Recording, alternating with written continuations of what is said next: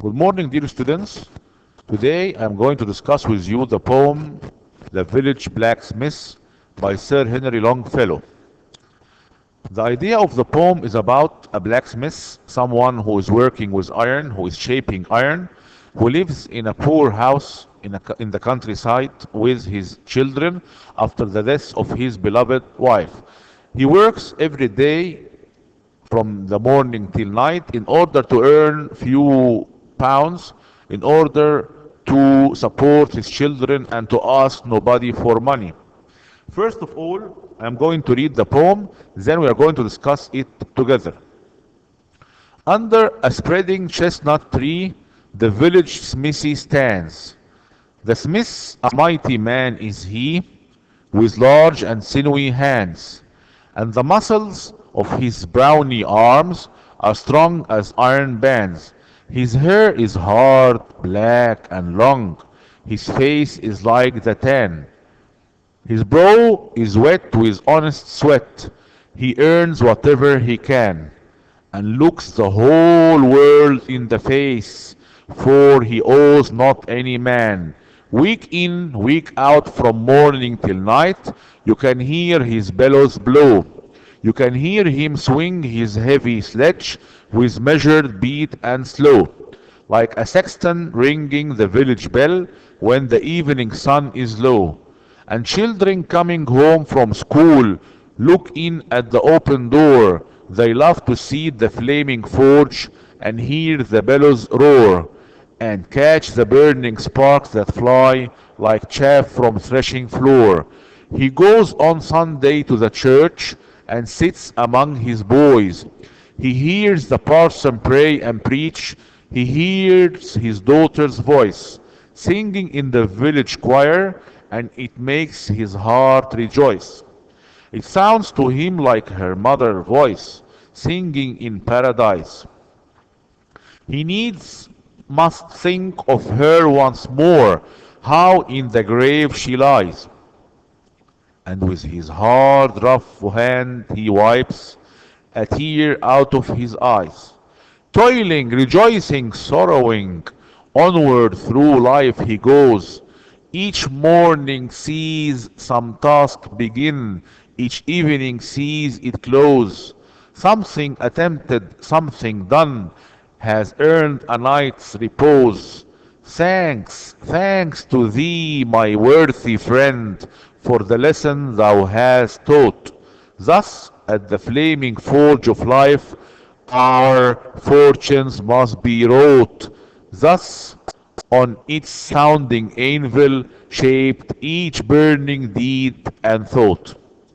And now, after finishing reading the poem together, we are going to read again, looking deeper into the meanings and the figures of speech. Starting from the beginning again, under a spreading chestnut tree, it's a kind of a tree which grows in the countryside. The village smithy, smithy means the blacksmith. He stands. The smith is a mighty man. Mighty means very strong man, because he works with iron all the day and he carries a very heavy hammer. A mighty man is he with large and sinewy hands. Sinewy means muscular. And the muscles of his brawny arms. Can you guess why did the poem talks about this blacksmith like that, describing him with browny eyes? Yes, because his work is outside in the sun all day long and in front of the fire. And the muscles of his brawny arms are strong as iron bands. Here the poet made a comparison between the arms of the blacksmith and iron bands, and this is a simile, of course. When we use as or like, this is a simile in order to show how strong is this blacksmith. His hair is hard and black and long. His face is like the tan. The tan is the brownish color we gain on our face and our arms when we are exposed to the sun for a long time. His brow is wet with honest sweat. He earns whatever he can and looks the whole world in the face, for he owes not any man. He owes not any man means he doesn't fall in debt because he works hard and he earns enough money to support himself and his family. Week in, week out, from morning till nights. It means day after day, starting from the very beginning of the day till night. You can hear his bellows blow. Bellows, like you can see here in the picture, it's something like an air pump in order to make the fire blow. You can hear him swing his heavy sledge. A sledge is a very heavy kind of a hammer. He used it to shape the metal, the hot metal. With measured beat and slow, he works very slowly, like following a certain tempo, like a sexton ringing the village bell. A sexton here is the caretaker of a church, someone who works at the church, and its graveyard, the place where they bury the dead people, whose duties often include ringing the bell and digging graves. So he is working hard like a sexton who works at the church. When the evening sun is low and children coming home from school, his children of course, look in at the open door. They check for their father in the forge. They love to see the flaming forge. The flaming forge means the workshop of the blacksmith, which is basically using fire. That's why he said the flaming forge. And here the bellows roar, the pumps. Roar here, I think it's an image which is a metaphor, because actually a tiger or a lion roars, not bellows, not the pumps, to show that how forcefully he is working. And catch the burning sparks that fly. The sparks means small pieces of fire which comes out of the very burning metals, like chaff from a threshing floor. Threshing floor means separating. He goes on Sunday to the church. This is the day where they go to church for their prayers, and sits among his boys, his children. He hears the parson. The parson means, yes, the priest, someone who tells the prayers at the church and preaches the people, the congregation. The congregation means the group of prayers. He hears his daughter's voice singing in the village choir, and it makes his heart rejoice. Rejoice means feel happy. It sounds to him like her mother's voice. His daughter singing in the choir of the church reminds the blacksmith of his deceased wife, of his passed away wife, who is now he hopes to be in paradise. He needs must think of her once more. Now the memory of his wife came to his mind again, how engraved she lies, and with his hard, rough hand he wipes. So the poet kept this piece of news till the middle of the poem, that we didn't know his wife is dead.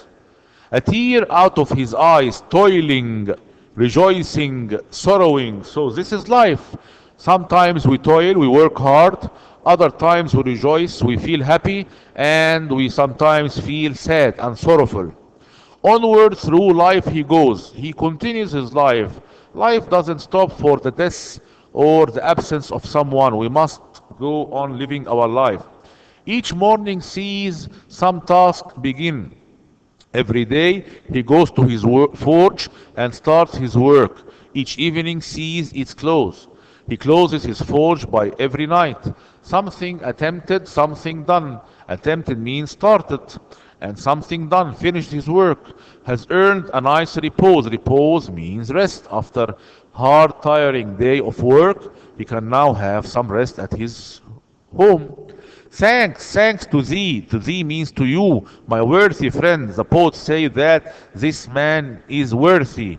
Yes, because he has value in society, because he works hard and serves his society. For the lesson thou means you has taught us, the readers. Thus, therefore, at the flaming forge of life, I'd like you, my dear students, to concentrate on these lines, because they hold the whole meaning of the poem. The poet here is very intelligent. Why? Because he made a figure of speech by saying that, or an image I mean, by saying that life is like a big forge, and in this forge, our fortunes, our luck, our fate must be shaped in this forge of life. Thus, on each sounding anvil, this is an anvil by the way, it's a tool which is used by the blacksmith in his forge, on which he shapes the iron, the hot iron. Each burning deed and thought, every work we do, whether it is good or bad, and every thought which comes to our mind, are shaped in the forge of life. And now let's move to some questions with answers, of course, in order to make it easier for you to study the poem. Question number one says, do you admire the blacksmith? And explain. I do admire the blacksmith, of course, because I think that he is a hard working man, because he works hard on his job. I also admire him because he has a family to take care of, to support, now that his wife died.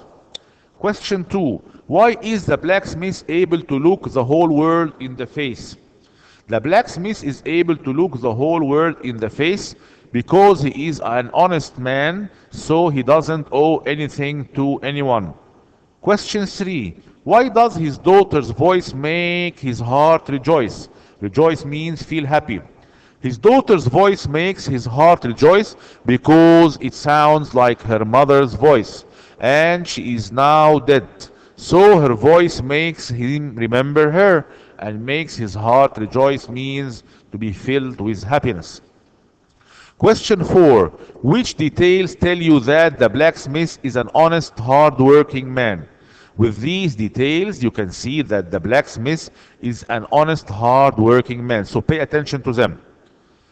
His brow is wet with honest sweat, quote and unquote. This is for making a proof that, or giving a proof that the blacksmith is an honest and hard-working man.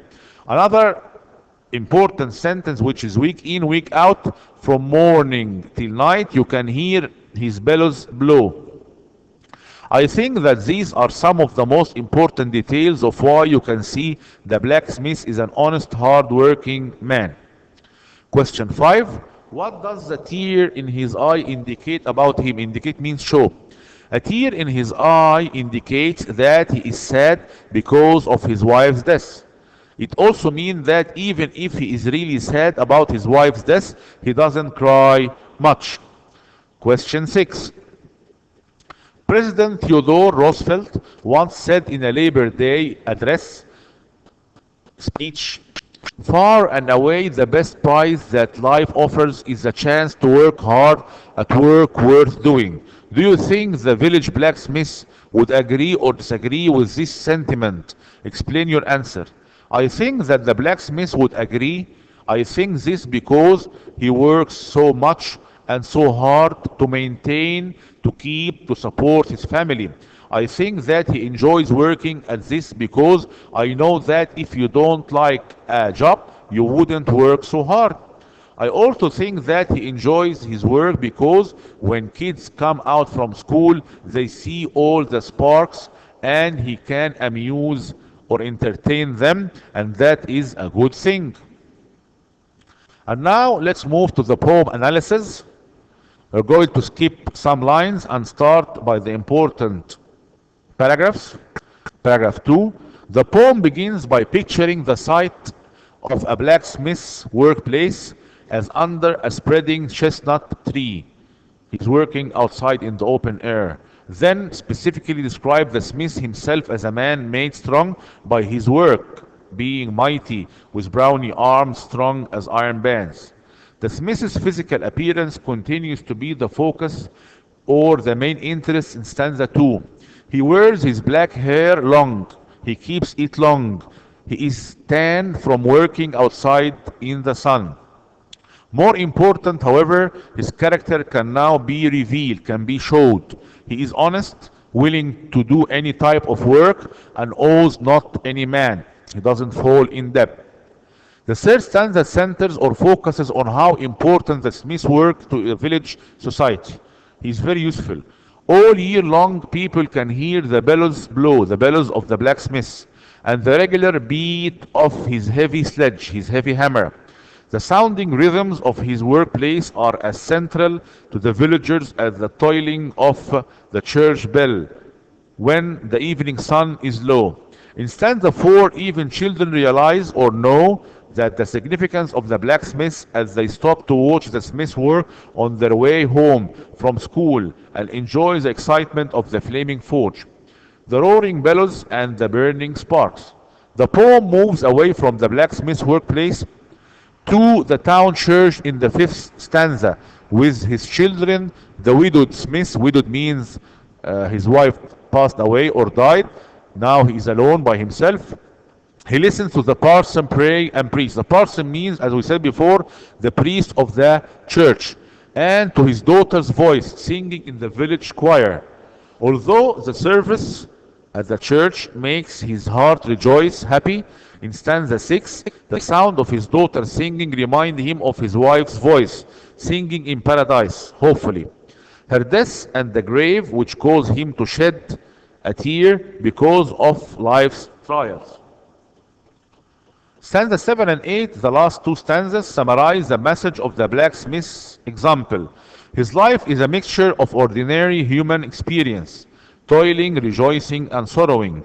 Yet he persists regardless, accomplishing something every day, thus deserving a nice repose or rest. Just as the blacksmith's life has been shaped by meeting and facing life events, so each person must be willing to continue on with life formed at the flaming forge, with each burning deed and thought shaped at the sounding anvil. Now we can find a very nice video for this poem uploaded on your eSchool account, and I hope you would enjoy this video with this poem which I picked up for you in order to enjoy poetry at this term. Thank you for your listening and attention, and goodbye.